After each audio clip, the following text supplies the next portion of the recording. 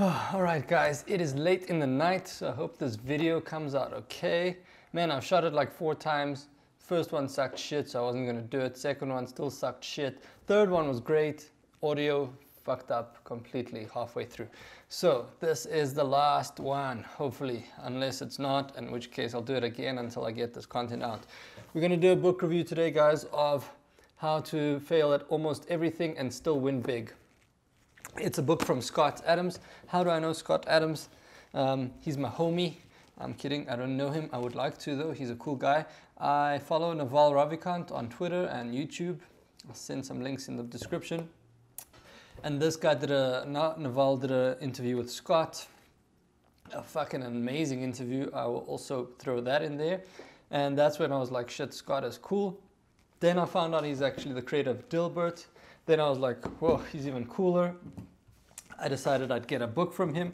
I saw this Win Bigly. So this is on my iPad Kindle.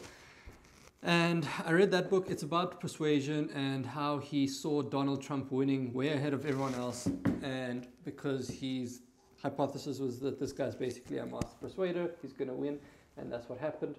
So I read that book, super cool book. I'll do a review on that. But today we're going to speak about this one. I finished this like a week or two ago. I wanted to read in April stuff like everything business related or kind of people starting their own businesses and stuff, because I have new ideas and I don't have the confidence to execute on some of them, and this is going to help me out. It's not even the confidence, I don't know what it is, but I'm looking for something, and this helped a lot.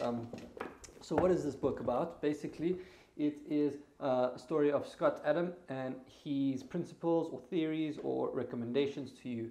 So he'll give a recommendation, give a story about how that impacts his life, or give you something in his life and what principle or recommendation he gets out of that. So very cool story or book rather. Quite humorous, very quick to read, guys. Super quick. I feel like I busted it out in 6 hours. I could be wrong. I don't know. It took me like 2 days, and I did it over a weekend. So bear that in mind. Like weekday, it would probably take 4 or 5 days. But I really enjoyed it. Really good book. Really cool story. Such a cool guy.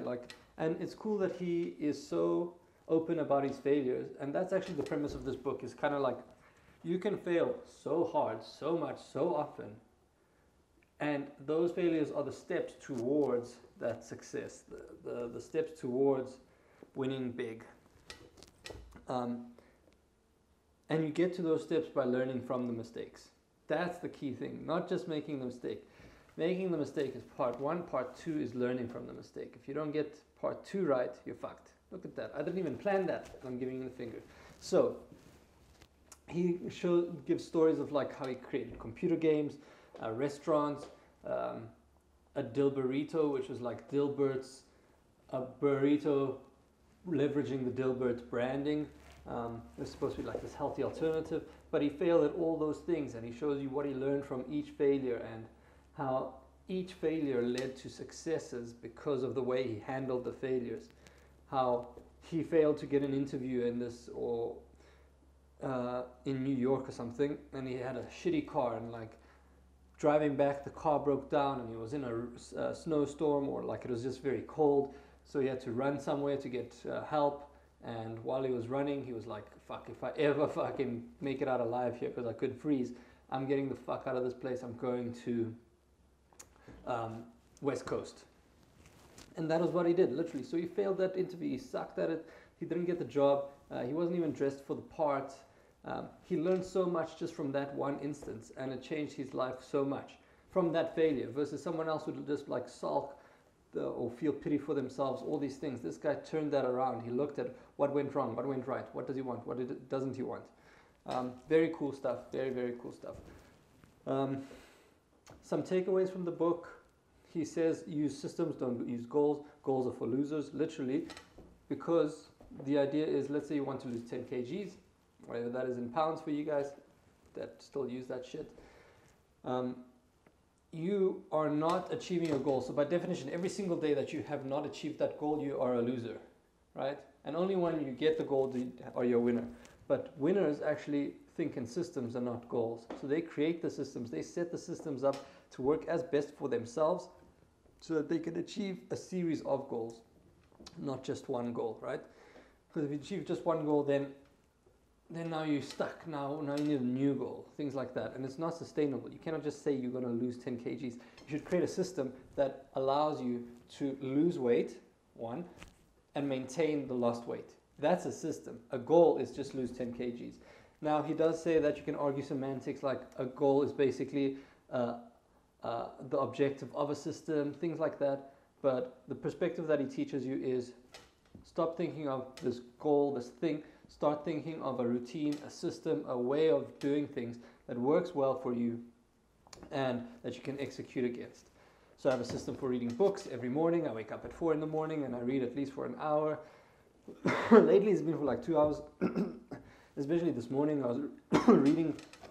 I finished this book today, When, from Daniel Pink. What a great book. Anyway, I read, and then if I finish a book in a week, I finish it, and if I finish it in 2 weeks, I finish it. Like, I don't have a book a week goal. I used to, but that's kind of silly. I now have a system, and I've been doing this for a long time, so it's not like, this is just maybe confirmation bias.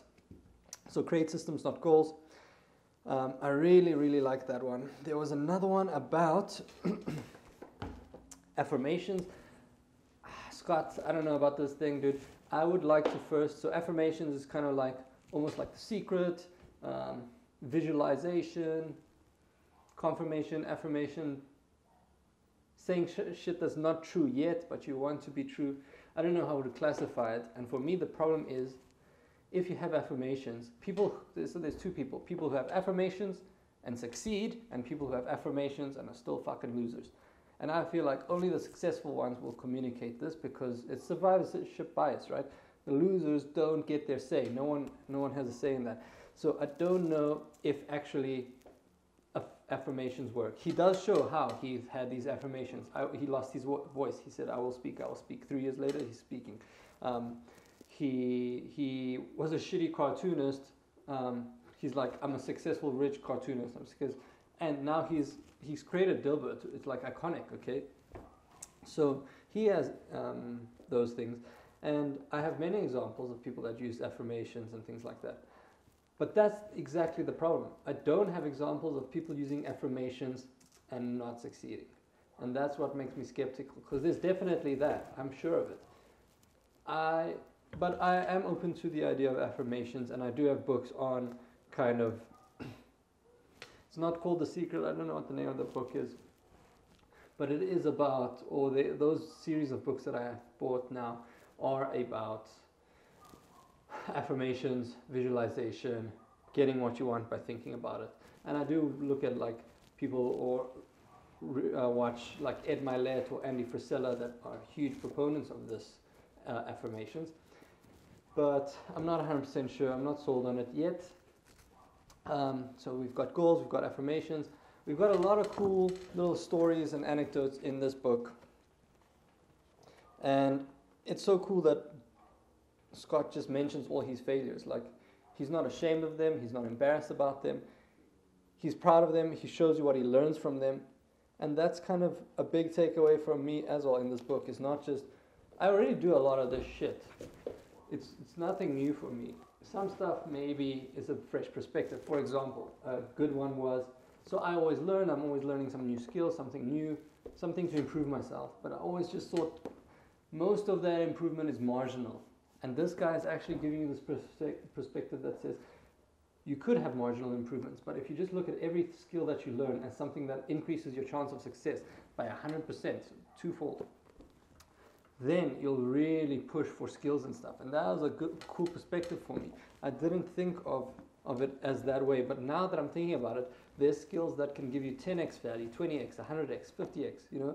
There's also skills that can give you 1.1 only, like 10%, 20%. There's skills that can take you away, you know.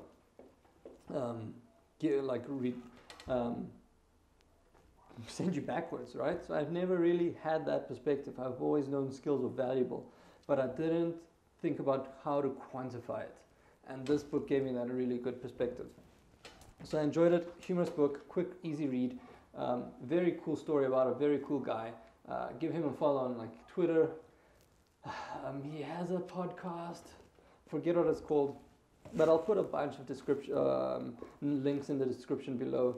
So check him out. Thank you, Scott, for making this book. I'll read more of your books. And thanks, guys. Thanks for watching this video. Like, comment, subscribe. I will do a weekly video of a book. I'm not sure where we're taking this channel, but we're taking it somewhere, baby.